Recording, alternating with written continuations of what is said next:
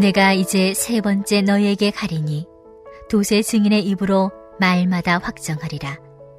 내가 이미 말하였거니와 지금 떠나 있으나 두 번째 대면하였을 때와 같이 전에 죄 지은 자들과 그 남은 모든 사람에게 미리 말하노니 내가 다시 가면 용서하지 아니하리라.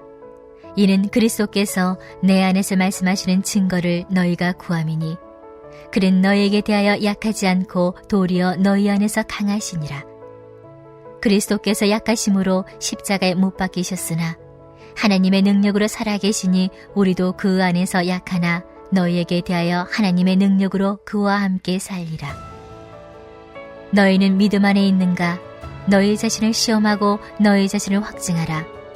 예수 그리스도께서 너희 안에 계신 줄을 너희가 스스로 알지 못하느냐? 그렇지 않으면 너희는 버림받은 자니라. 우리가 버림받은 자 되지 아니한 것을 너희가 알기를 내가 바라고 우리가 하나님께서 너희로 악을 조금도 행하지 않게 하시기를 구하노니 이는 우리가 옳은 자임을 나타내고자 함이 아니라 오직 우리는 버림받은 자 같을지라도 너희는 선을 행하게 하고자 함이라.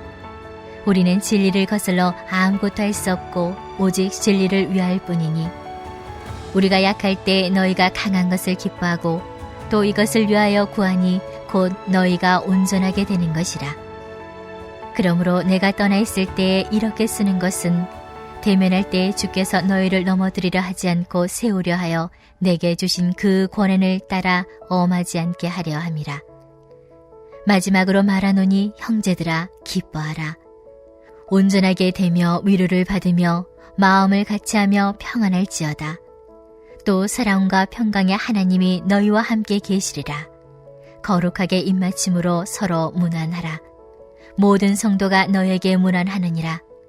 주 예수 그리스도의 은혜와 하나님의 사랑과 성령의 교통하심이 너희 무리와 함께 있을지어다. 아멘.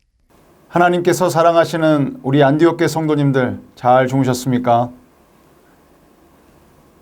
은혜의 주일 아침입니다.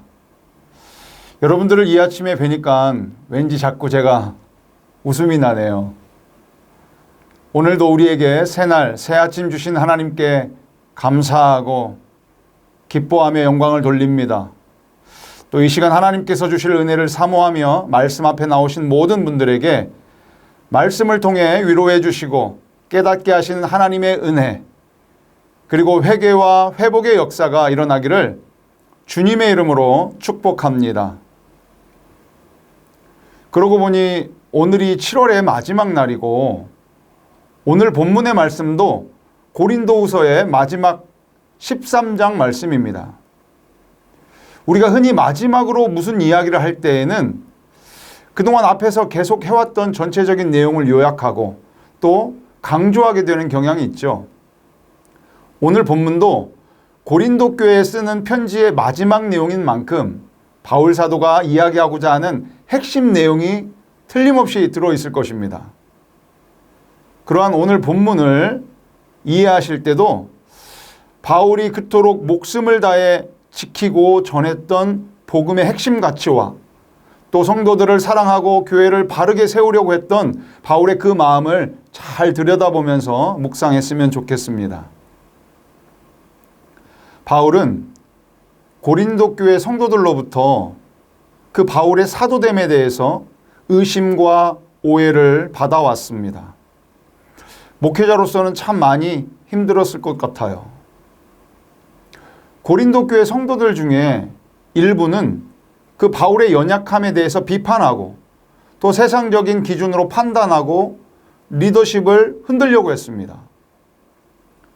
이러한 것은 교회를 뒤숭숭하게 하고 또 하나 되지 못하게 하고 무너뜨리려고 하는 사탄의 방해이고 하나님 앞에서 큰 죄악입니다.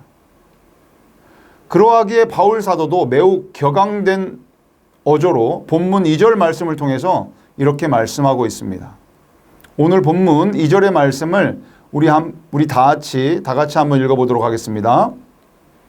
내가 이미 말하였거니와 지금 떠나 있으나 두 번째 대면하였을 때와 같이 전에 죄 지은 자들과 그 남은 모든 사람에게 미리 말하노니 내가 다시 가면 용서하지 아니하리라. 아멘. 바울이 세 번째 방문할 때는 교회를 흔드는 죄에 대해 보다 더 분명히 참지 않을 것을 강조하고 있습니다. 용서하지 않겠다, 가만두지 않겠다, 심판하겠다 이야기하고 있습니다. 교회를 나뉘게 하고 가짜뉴스로 왜곡된 진리를 전하고 없는 말을 만들어내고 퍼뜨리고 오해하고 목회를 힘들게 하는 성도들을 하나님의 법대로 치리하겠다라고 경고하는 것입니다. 그러나 이것은 꼭 실제로 재판에서 벌을 내리겠다라고 하는 의미보다는 미리 이러한 편지를 통해서 알려줌으로써 그만큼 마지막으로 한 번 더 기회를 주면서 회개하도록 강하게 촉구하고 있는 것입니다. 여러분, 저는 오늘 본문 2절의 이 말씀을 사도 바울이 고린도 교회에 하신 말씀이 아닌 마치 하나님께서 저에게 들려주시는 그런 말씀으로 들었습니다. 하나님께서 죄 가운데 있는 저에게 마지막으로 경고하고 마지막으로 한 번 더 기회를 줄 테니 죄 가운데서 돌이켜라. 내려놓아라. 그만둬라. 돌아오라. 회개하라. 그리고 기도해라. 언제까지 그렇게 그 모양 그 꼴로 살래? 언제까지 주저앉아만 있을래? 세상과 죄악과 그 정욕의 늪에서 어서 나오라. 그래야 네가 산다. 이렇게 저에게 하시는 말씀으로 사실 들렸습니다. 여러분도 이 바울의 마지막 경고의 말씀을 하나님께서 내게 주시는, 여러분에게 주시는 말씀으로 듣고 회개하며 돌이키시기를 축복합니다. 성령이 우리 안에 계시고 성령께서 우리에게 하시는 말씀을 들으십시오. 제가 지난번에 한번 건축 일을 하시는 어느 장로님의 간증을 들을 기회가 있었습니다. 건축 과정에서 그 세상의 방식으로 때로는 편법과 불법의 유혹이 있기도 했지만 그분은 하나님 앞에서 부끄럽지 않은 사람으로서 세상의 방식과 타협하지 않고 오직 정직하게 건축하려고 노력했다고 합니다. 또한 그분은 건축하시는 분이라 일도 많고 현장도 가야 되고 매우 분주했지만 금요 철야 기도를 빠지지 않으신다고 말씀을 하셨어요. 그 간증을 듣고 제가 정말 엄청 감동받고 회개했습니다. 금요기도 10시 딱 끝나면 땡 하면 그냥 막 집에만 가려고 했던 저를 돌아보게 됐고 회개하게 되었습니다. 건축하다 보면 온갖 세상의 방식으로 힘들고 어려운 일도 많고 포기하고 싶을 때도 있고 부도의 위기도 있었다고 합니다. 그럼에도 불구하고 하나님을 믿고 기도하며 사업을 진행하다 보니까 하나님께서 길을 열어주시고 하나님의 때에 하나님의 방식으로 역사하시더라는 거예요. 하나님은 우리의 변화를 기대하십니다. 더 간절히 기도하며 더 많은 시간을 주님과 함께 보내시기 바랍니다. 그래서 저도 금요 철야 기도 시작해 보려고 합니다. 여러분 혹시 보드게임 중에 젠가라고 들어보셨나요? 아마 한 번쯤 해보셨거나 하시는 것을 보신 적이 있으실 겁니다. 그 작은 나무 토막을 이렇게 빌딩처럼 정교하게 쌓아놓고 거기서 이렇게 하나씩 빼는 게임. 빼다 보면 결국 어느 순간에 이런 게 무너지게 되는 거죠. 뭐 처음에 나무 하나 정도는 빠져도 무너지지도 않고 끄떡이 없습니다. 그러나 하나 둘 빼다 보면 불안해지고 흔들리고 어느 순간 결정적인 하나가 빠지게 되면 그 지탱하고 있던 균형과 무게중심이 깨지면서 와르르 무너지게 되는 것이죠. 우리의 삶도 마찬가지입니다. 지나친 음주와 자극적인 영상과 인터넷 게임과 성적인 문제 그리고 거짓과 물질에 대한 탐욕은 뭐 처음에는 별일 일어나지도 않고 영향도 별로 없는 것 같고 괜찮은 것 같아 보이지만 결국 그것들이 반복되고 지속되면 중독으로 이어지고 어느 순간 우리의 영혼을 갉아먹고 결국 우리의 인생은 무너지고 마는 것입니다. 여러분 인생의 최대 고민은 무엇입니까? 최대 관심은 무엇입니까? 현재의 삶을 여유롭고 풍요롭게 사는 것입니까? 아니면 은퇴 이후에 인생의 제2막을 준비하면서 노후를 잘 준비하는 것입니까? 오늘 본문 5절의 말씀처럼 내가 믿음 안에 있는가? 예수 그리스도께서 내 안에 계신가? 이것을 고민하고 걱정하시기 바랍니다. 왜냐하면 우리의 삶을 지탱하고 흔들리지 않게 하는 것은 복음에 대한 올바른 이해와 또 구원에 대한 확신이기 때문에 그렇습니다. 오늘 본문 고린도후서 13장 5절의 말씀인데요. 이 말씀을 우리 다 같이 한번 읽어보도록 하겠습니다. 너희는 믿음 안에 있는가? 너희 자신을 시험하고 너희 자신을 확증하라. 예수 그리스도께서 너희 안에 계신 줄을 너희가 스스로 알지 못하느냐? 그렇지 않으면 너희는 버림받은 자니라. 아멘. 무서운 말씀이죠. 내 안에 예수님이 계시는가? 그분의 말씀대로 순종하며 살아가고 있는가? 그로 인해 나는 구원의 확신이 있는가? 이것이 바로 인생에서 가장 중요한 것입니다. 이것이 없다면 결국 우리는 버림받은 인생이 될 것이기 때문입니다. 제가 대학 다닐 때 선교단체에서 활동을 했는데 그 선교단체에 처음 들어가서 암송했던 말씀이 바로 요한일서 5장 11절 12절 말씀입니다. 또 증거는 이것이니 하나님이 우리에게 영생을 주신 것과 이 생명이 그의 아들 안에 있는 그것이니라. 아들이 있는 자에게는 생명이 있고 아들이 없는 자에게는 생명이 없느니라. 저 지금 암송했습니다. 아멘. 여러분 안에 그리스도가 있습니까? 그렇다면 생명이 있는 것입니다. 여러분 안에 그리스도가 살아 계십니까? 진정으로 그분이 주인 되십니까? 주님의 음성과 하나님의 말씀이 여러분의 삶에 영향을 줍니까? 아니면 하나님이 말씀하시는 것이 그냥 내 귀에는 소귀의 경익기처럼 들립니까?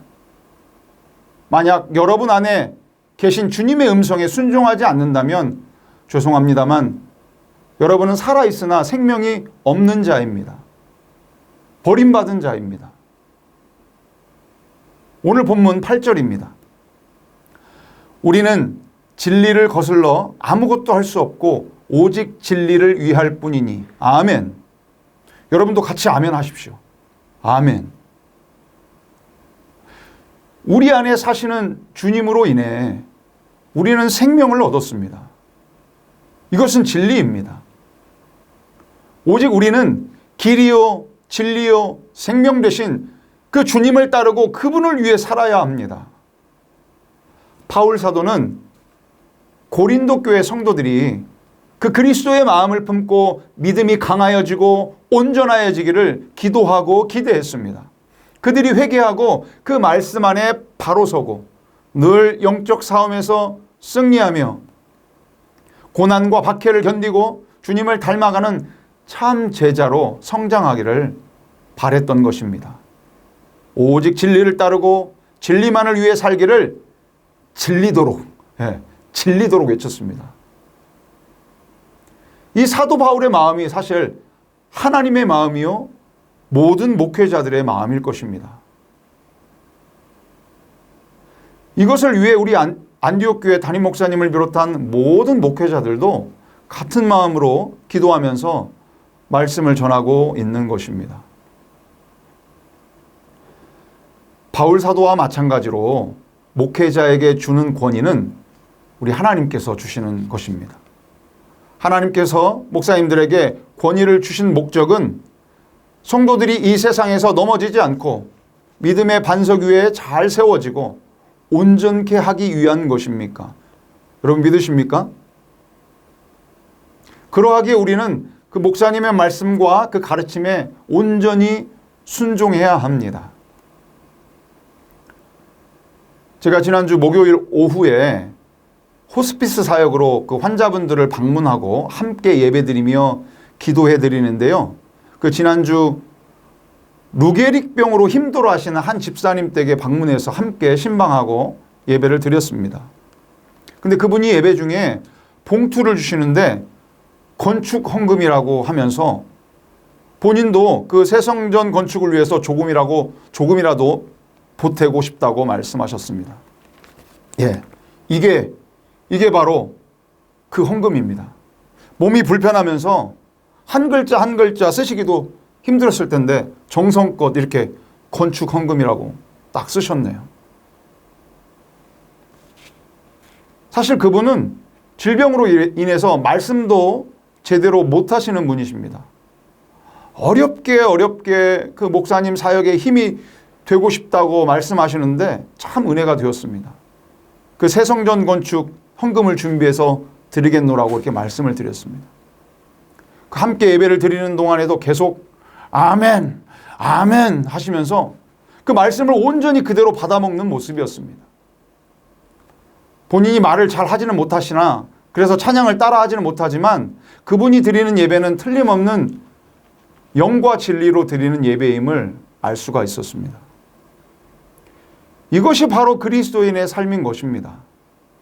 비록 자랑할 것이 없는 약한 인생같이 보이지만 그러한 중에도 하나님의 은혜로 우리의 삶이 누구보다 그 무엇보다도 강하여지는 것입니다. 바울은 마지막으로 성도들에게 형제들아 기뻐하라 이렇게 말씀하십니다. 과연 우리는 무엇으로 기뻐해야 할까요? 오늘 본문 9절 상반절의 말씀 우리 다 같이 한번 읽어보겠습니다. 우리가 약할 때에 너희가 강한 것을 기뻐하고 아멘. 주님께서 십자가에 달리심은 약한 듯 보이나 부활을 통해서 강함을 보여주신 것입니다. 채찍에 맞아 약한 듯 보이나 그것으로 우리는 평화를 누리는 것입니다. 징계를 받아서 약한 듯 보이나 그것으로 우리는 나음을 입은 것입니다. 바울과 우리의 삶도 고난 중에 약한 듯 보이지만 주님 주시는 권세와 능력으로 우리는 강하고 승리하는 것입니다. 할렐루야. 약할 때 강함 되시네 나의 보배가 되신 주 나의 모든 것. 우리는 이 복음으로 기뻐해야 합니다. 구원의 감격과 영생의 기쁨으로 살아야 합니다. 교회 안에서 성령의 교통하심으로 서로 교제하며 서로 격려하십시오. 서로 넘어뜨리려고 하지 마시고 하나 되려고 힘쓰시기 바랍니다. 요새 누구처럼 내부 총질하지 마시고요. 또 내부 총질이라고 막 비난하고 끌어내리려고 그렇게 하지 마시고요. 우리는 그냥 온전히 주님이 주시는 그 마음 그대로 순종하며 교회가 하나 되기를 위해서 기도하고 힘써야 될 것입니다. 그러한 중에 평강의 하나님께서 늘 우리와 함께 하실 것입니다. 저도 마지막으로 이 시간 바울의 심정으로 축복하면서 본문 13장 14절의 말씀을 가지고 기도하며 마치도록 하겠습니다. 주 예수 그리스도의 은혜와 하나님의 사랑과 성령의 교통하심이 오늘 예배드리는 우리 모든 안디옥교회 성도님들의 가정과 일터와 그리고 만나는 모든 사람들과 그 사람들과의 관계 속에 언제나 늘 함께 하시기를 간절히 축복하며 기도드립니다. 아멘. 우리 이 시간 기도하실 때 두 가지 기도 제목으로 함께 기도했으면 좋겠습니다. 첫째, 우리 안에 계시는 주님의 음성에 귀 기울이고 또 주님 말씀해 주실 때에 그대로 순종하며 살아가게 하옵소서라고 기도하겠습니다.